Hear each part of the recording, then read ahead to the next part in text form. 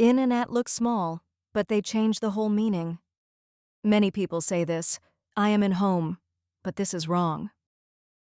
The correct sentence is, I am at home, because we use at for places like home.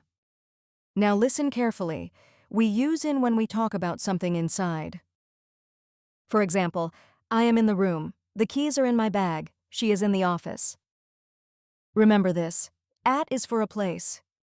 I am at the station. In is for inside. I am in the train. Now, a quick quiz. At or in? She is work in the city. I am the office now. Here are the answers. She is at work in the city. And I am in the office now.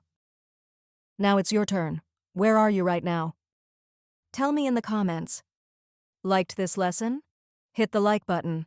Share it with someone learning English. And subscribe for more simple English.